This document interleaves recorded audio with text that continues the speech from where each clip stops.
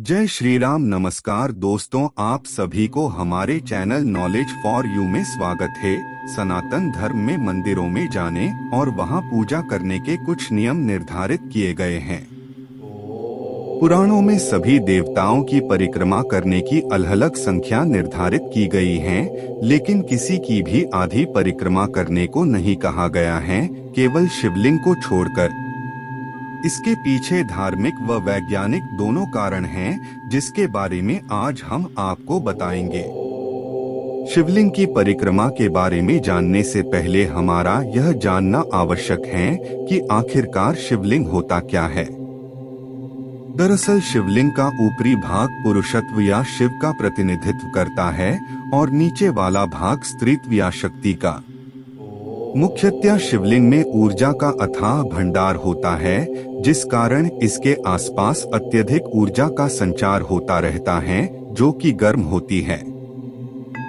इसलिए शिवलिंग के ऊपर हमेशा एक मटकी रखी जाती है, जिसमें से बूंद बूंद रूप में जल शिवलिंग पर गिरता रहता है और उसे ठंडा रखता है।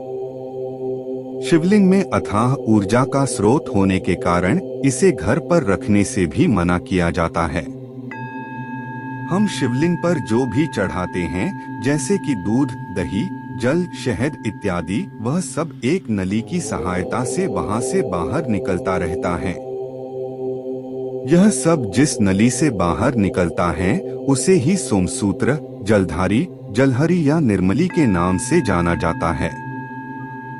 बात करते हैं कि क्यों हमें शिवलिंग की आधी परिक्रमा करने को ही कहा जाता है। इसके पीछे का सबसे मुख्य कारण जलधारी ही है, क्योंकि इसे लांघना शास्त्रों में घोर अपराध माना गया है। शास्त्रों के अनुसार इसे लांघने से भगवान शिव रुष्ट हो जाते हैं और इस कारण मनुष्य को शारीरिक व मानसिक रूप से दुख भोगने पड़ते हैं। यह तो आम लोगों को डराने के उद्देश्य से कहा जाता है, लेकिन इसके पीछे धर्म का एक छुपा हुआ ज्ञान है। यह तो आपने जान लिया कि शिवलिंग में अथाह ऊर्जा का भंडार होता है। इसलिए जब हम उस पर जल इत्यादि चढ़ाते हैं, तो ऊर्जा का कुछ भाग उसमें मिलकर जलधारी के माध्यम से प्रवाहित होता रहता है। इस मिश्रण में शिव व शक्ति दोनों की ऊर्जा मिली हुई होती है, जो अत्यधिक गर्म होती है। यदि हम शिवलिंग की परिक्रमा करते समय इस जलधारी को लांघते हैं, तो लांघते समय यह ऊर्जा हमारे दोनों पैरों के बीच में से शरीर में प्रवेश कर जाती है। इससे हमें वीर्य व रज संबंधी समस्याओं का सामना करना पड़ सकता है। इसके साथ ही हमें देवदत्त तथा धनंजय वायु के प्रभाव में रुकावटों का भी सामना करना पड़ सकता है।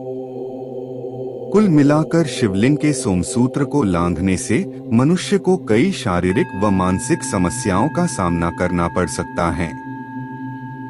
इन्हीं कारणों से शास्त्रों में शिवलिंग की जलधारी को लांघना वर्जित माना गया है। शिवलिंग के निर्माण के पीछे भी एक गहरा रहस्य है। दरअसल शिवलिंग हमारे संपूर्ण ब्रह्मांड के आकार या फैलाव तथा परमाणु ऊर्जा का संकेतक है। भगवान शिव की नगरी काशी के भूजल में भी परमाणु ऊर्जा की तरंगे पाई गई हैं। इसके साथ ही जहां जहां शिवलिंग की स्थापना की गई है, वहां रेडियो एक्टिव तरंगे बहुतायत में हैं। शिवलिंग का आकार और परमाणु केंद्रों के आकार में भी बहुत समानताएं पाई जाती है। इन्हीं सब कारणों के कारण शिवलिंग की अर्ध परिक्रमा करने को ही उचित माना गया है, अन्यथा हमें इसके कई दुष्परिणाम भोगने पड़ सकते हैं। आइए शिवलिंग परिक्रमा करने की पूरी प्रक्रिया के बारे में जानते हैं। शिवलिंग की परिक्रमा को हमेशा अपने बाईं ओर से प्रारंभ करना चाहिए, अर्थात आपका दाहिना हाथ शिवलिंग की ओर होना चाहिए। बाईं ओर से परिक्रमा शुरू करने के बाद जलाधारी तक जाएं, लेकिन इसे पार ना करें। अब झुककर जलाधारी को प्रणाम करें और उसमें से बह रहे जल को छूकर सिर पर लगाएं। इसके बाद वहीं से वापस मुड़ जाएं और वापस शिवलिंग के सामने आकर अपनी परिक्रमा पूरी करें। शिवलिंग की आधी परिक्रमा करने को कहा जाता है, लेकिन शिवजी की मूर्ति की पूर्ण परिक्रमा ही करे। जलधारी से उल्टे पांव वापस नहीं आना है, अपितु पीछे मुड़कर वापस आए। जलधारी से वापस आने से पहले उसके जल को अवश्य स्पर्श करके अपने सिर से लगाएं। शिवलिंग की परिक्रमा करते समय छोटे बच्चों को गोद में या हाथ पकड़कर रखें, क्योंकि वे गलती से जलधारी लांघ भी सकते हैं। जलधारी जब पूरी तरह से ढकी हुई हो, ऐसी स्थिति में ही उसे लांघे, अन्यथा नहीं। शास्त्रों में शिवलिंग की परिक्रमा करने की कुल संख्या ही आधी बताई गई है। कहने का तात्पर्य यह हुआ कि आपको बस केवल एक बार ही शिवलिंग की आधी परिक्रमा करनी है, उससे ज्यादा नहीं।